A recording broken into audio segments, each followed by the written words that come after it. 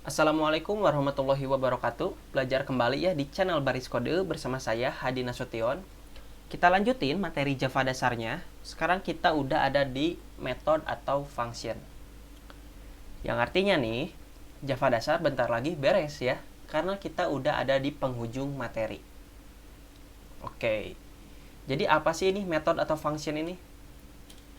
Dia itu adalah blok program atau bisa disebut juga dengan subprogram yang akan berjalan ketika dipanggil. Oke? Jadi method atau function itu adalah blok program yang akan berjalan ketika dipanggil. Nah, si method ini juga digunakan untuk melakukan aksi atau tindakan tertentu. Ya. Jadi kita bikin metode itu hanya untuk melakukan satu aksi saja. Contoh, saya akan membuat metode untuk mencari lokasi terdekat. Ya, jadi metode itu hanya akan melakukan satu aksi spesifik untuk mencari lokasi terdekat. Hanya satu aksi saja. Contoh lain, saya juga akan membuat metode atau fungsi untuk mencari total order, ya, gitu, atau untuk menjumlahkan total orderan. Jadi si metode atau fungsi ini dia itu hanya melakukan satu aksi saja. Ya. Nah, si metode ini juga biasa disebut dengan function atau prosedur. Jadi gimana nih? Manggilnya mau metode, mau function atau prosedur? Secara teknis intinya mereka itu sama-sama aja, ya. Mau itu metode, mau itu function, mau itu prosedur, mereka sama aja. Cuman nih, kalian juga harus tahu metode itu adalah fungsi atau prosedur pada sebuah kelas, ya, sebutan untuk konsep OOP. Jadi nanti kalau kalian udah belajar OOP, kalian manggil fungsi atau prosedur itu dengan nama metode. Oke? Nah, fungsi itu adalah metode yang mengembalikan nilai. Sedangkan prosedur biasa disebut juga dengan metode yang tidak mengembalikan nilai. Oke? Nah, karena sekarang kita lagi nggak belajar OOP, ya, kita belum belajar OOP, maka untuk materi ini saya akan sebut dengan nama function atau prosedur. Oke? Tapi nanti misal saya keceplosan bilang metode, intinya sama aja ya, gitu. Nah, si function juga bisa untuk mengolah data, disebut dengan parameter. Nah, si function ini juga punya jenisnya. Ada dua garis besar ya, ada dua jenis metode. Itu pertama ada jenis metode tanpa parameter. Oke, untuk jenis pertama ini dia juga punya subjenisnya. Ada yang metode tanpa mengembalikan nilai, ada yang metode mengembalikan nilai. Juga untuk jenis kedua adalah metode dengan parameter. Sama ini juga, ya, ini juga sama. Punya subjenisnya, yaitu metode tanpa mengembalikan nilai, juga metode dengan mengembalikan nilai. Oke. Nah, juga ini adalah kita overview dikit ya. Kita intermezzo aja.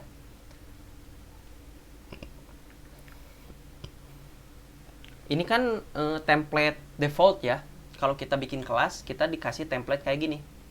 Di baris pertama ada deklarasi package, baris ketiga ada deklarasi kelas, dan juga baris kelima itu ada method main, ya. Kita sadar gak sadar sebenarnya itu ini adalah sebuah metode atau fungsi, ya. Kenapa ini bisa disebut metode ya? Karena ini ada diawali dengan keyword static dan juga void, diikuti oleh nama metodenya yaitu main. Oke. Nah, jadi di sini itu Java udah punya satu metode default yang namanya main. Jadi nanti kalau kita bikin satu metode di bawahnya lagi menggunakan nama yang sama itu nggak bisa, karena udah dipakai oleh Java. Oke. Nah, jadi kan selama ini kita itu kalau ngoding itu kita ngoding di dalam program mainnya ya. Kita ngoding di dalam metode main gitu. Karena sekarang kita lagi belajar function atau method, ngodingnya bakal jadi kayak gini. Ya, misal ini adalah program untuk mencetak hello ke layar. Ya, hello ke konsol gitu.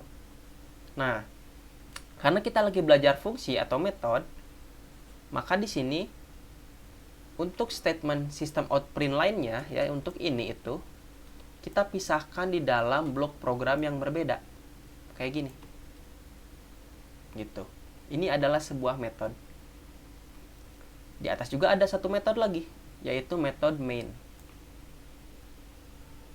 Oke? Nah, untuk dapat mencetak hello ke layar, kita harus panggil dulu nama metode ini di dalam metode main. Kita panggil say hello. Jadi kita panggil sebuah nama metode di dalam metode main.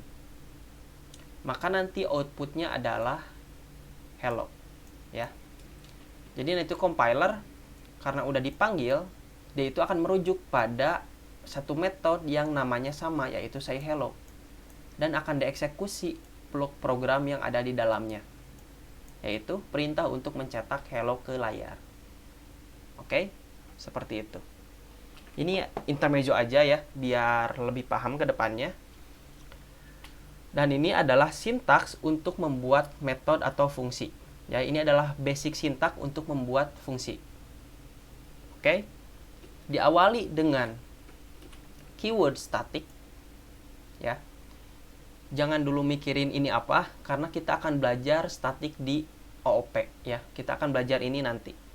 Jadi kalian ketik aja dulu sekarang static, diikuti oleh keyword lagi yaitu void. Keyword void ini menandakan kalau fungsi ini dia nggak akan mengembalikan nilai. Oke? Artinya kosong gitu. Jadi dengan pakai keyword void, si fungsi ini termasuk ke dalam jenis fungsi yang tidak mengembalikan nilai. Oke, harap dicatat.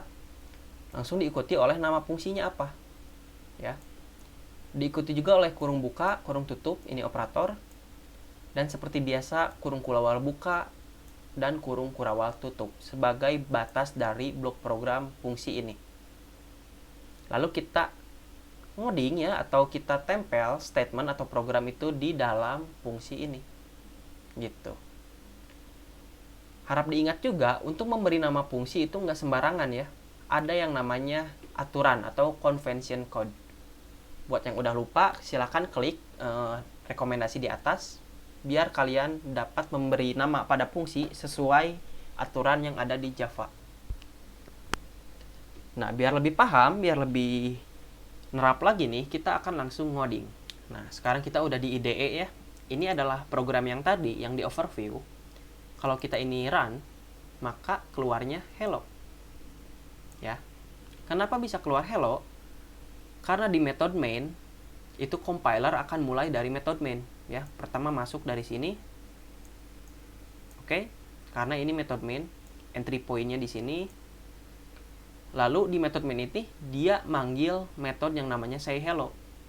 Maka si compiler akan nyari satu metode yang namanya sama, yaitu ini. Ya, ada metode say hello. Merujuk ke sini. Si metode say hello ini punya fungsi apa sih? Dia itu punya satu fungsi ya, atau punya satu statement untuk mencetak hello ke konsol. Makanya outputnya hello. Oke, seperti itu. Gimana nih kalau saya manggil metode ini 3 kali? Kayak gini. Apa yang bakal terjadi? Kalau kita jalankan, maka hello akan dicetak 3 kali. Akan 3 kali dieksekusi. Ya, seperti itu. Untuk contoh kasus lain nih, saya akan ambil program dari episode sebelumnya, yaitu break and continue ya. Nah, kita akan copy paste aja nih program, langsung kita tempel di sini ya. Kita hapus ini blok program yang tadi, metode say hello kita hapus, save, lalu kita jalankan. Apakah programnya berjalan dengan benar? Enggak berjalan ya. Ini adalah program untuk mencetak angka ganjil dari 1 sampai 20. Oke. Nah, ini udah jalan. Tapi karena kita lagi belajar bikin fungsi, kita pindahkan program ini ke dalam blok program yang berbeda. Kita masukkan ke dalam fungsi. Gimana tadi sintaksnya? Static ya, keyword static. void menandakan bahwa fungsi ini tidak akan mengembalikan nilai atau kosong, langsung nama dari fungsinya. Ya. Kayak gini. Kita paste program tadi ya, kita tempel di sini. Karena ini adalah program untuk mencetak angka ganjil, maka namanya juga harus relevan. Kita ubah namanya jadi odd number. Langsung di sini ada programnya. Seperti itu. Ya.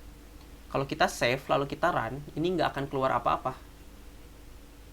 Ya. Kenapa? Karena kita belum panggil di method main. Kita belum panggil nih. Ini belum kepake sebenarnya. Jadi kita copy and paste aja, kita panggil kayak gini, akhiri dengan titik koma. Ya. Bisa diperhatikan pemanggilannya kayak gini ya. Tulis namanya, ikuti kurung buka kurung tutup, akhiri dengan titik koma. Save lalu kita jalankan. Maka programnya berjalan dengan sesuai. Ya. Seperti itu. Nah, ini adalah contoh penggunaan dari sebuah fungsi. Oke, ini adalah fungsi untuk menampilkan angka ganjil. Nah, kalian bisa eksplorasi lagi ya sendiri gitu. Kalian bisa eksperimen sendiri penggunaan atau sifat-sifat dari fungsi ini gitu ya. Silahkan, saya akan lanjut materinya. Nah, setelah kita tadi ngoding, maka saya akan bantu abstraksi kalian. Saya akan bantu menganalogikan kayak gini. Kita punya satu kelas nih. Di dalamnya itu ada subprogram ya, atau metode-metode. Nah, saya juga punya kelas lain. Kayak gini, gitu. Maka, misalkan ini kelas A nih. Ini kelas B. Program akan mulai berjalan dari kelas A. Kenapa? Karena metode mainnya ada di sini. Nah, si kelas A ini dia itu punya metode-metode lain. Oke? Kalau kita udah belajar OOP, akan ada banyak kelas. Kayak gini ya, ada 2 kelas. Si kelas B juga punya metode-metode. Ya, ada metode juga di sini. Nah, nanti itu metode dari kelas B bisa dipakai di kelas A. Begitupun juga dengan metode di kelas A bisa dipakai di kelas B.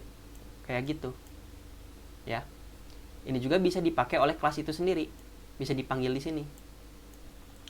Atau kalian juga bisa memanggil metode di dalam metode lain. Kayak gitu, ya. Ini juga bisa saling panggil.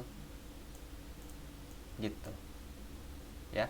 Atau ada juga nih, nanti di materi ke depan ini kita bakal bahas ini. Metode itu bisa memanggil dirinya sendiri. Ya. Kita manggil metode itu di dalam metode itu sendiri. Ya, ini itu disebut rekursif. Ya. Ini itu bakal ngelooping. Ya. Jadi, rekursif ini adalah salah satu cara untuk membuat looping pada program selain menggunakan statement looping. Bisa pakai metode rekursif. Jadi metode itu sifatnya bisa dipanggil oleh kelas itu sendiri, bisa dipanggil oleh metode lain, bisa juga dipanggil oleh metode itu sendiri. Bisa juga dipanggil oleh kelas lain. Kayak gitu.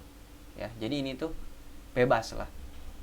Tergantung dari kita setting metode ini apa ya disebutnya. Tergantung dari kita setting metode ini identifier-nya apa. Identifier. Apa itu identifier? Nanti kita akan belajar di OOP. Bisa disebut ini hak akses lah. Jadi siapa aja yang bisa akses metode ini. Gitu. Oke? Sebenarnya biar apa sih kita pakai fungsi atau metode itu ya? Kenapa gitu harus pakai fungsi atau metode? Nama-nama baris kode aja. Kenapa? Karena pertama, dengan fungsi program itu akan mudah dirawat atau di maintenance. Ya, maintenance. Juga program akan lebih efektif. Program akan mudah untuk digunakan kembali ya, atau istilahnya reuse code. Juga proses development akan menjadi lebih mudah dan terstruktur. Karena tadi programnya udah dibuat modular atau terpisah gitu. Maka akan lebih terstruktur. Juga Dengan belajar fungsi ini kita akan paham namanya konsep OOP. Oke, jadi kalau kalian mau belajar OOP, kalian harus paham penggunaan dari fungsi atau metode. Nah, saya di sini kasih contoh lagi ya. Kenapa kita harus paham fungsi atau metode? Misal nih, kita akan buat satu aplikasi. Aplikasi itu punya 3 fitur. Ya. Masing-masing fitur ini punya fungsinya masing-masing gitu. Fitur 1 misalkan punya 3 fungsi. Fitur 2 punya 5 fungsi. Fitur 3 punya 2 fungsi. Tapi di antara 3 fitur ini dia punya satu fungsi yang sama. Adalah fungsi untuk menampilkan menu. Oke. Anggaplah kita belum tahu atau belum kenal yang namanya fungsi atau metode. Maka kita akan ngoding program untuk tampilkan menu di setiap fitur, ya. Kita ngoding nih setiap fitur. Anggap aja fitur ini sama dengan kelas, ya. Anggap aja ini itu kelas 1. Ya, kelas 1. Begitupun juga dengan fitur lain. Jadi satu fitur satu kelas. Misal, kita akan ngoding nih. Di kelas ini kita ngoding show menu. Di fitur 2 kita ngoding juga show menu. Begitupun juga dengan di fitur 3. Beres, program atau aplikasi jalan. Tapi gimana ketika di maintenance atau ketika ada update aplikasi, terutama ada update di program show menu, nambah menu misal. Jadi kita gimana? Harus ngoding atau ngerubah satu-satu setiap fitur. Gimana kalau fiturnya ada 20? Itu akan memakan banyak waktu, nggak efektif. Ya, akan memperlambat proses development. Nah, sekarang kita udah kenal yang namanya fungsi atau metode. Makanya kayak gini udah nggak dipakai. Ya, kita buatkan fungsi tersendiri untuk show menu. Kayak gini, kita pisahkan menjadi blok program yang berbeda. Nah, nanti si fungsi show menu ini akan dipanggil atau digunakan oleh 3 fitur ini. Ya. Makanya ketika ada perubahan di fitur show menu, itu kita tinggal edit aja atau kita tinggal ubah aja di fungsi ini. Maka akan berdampak kepada fitur yang memakainya. Kayak gitu, ya. Ini adalah keuntungan kita paham yang namanya fungsi atau prosedur. Oke, semoga dapat dipahami ya. Semoga dapat bermanfaat. Sampai bertemu di episode selanjutnya.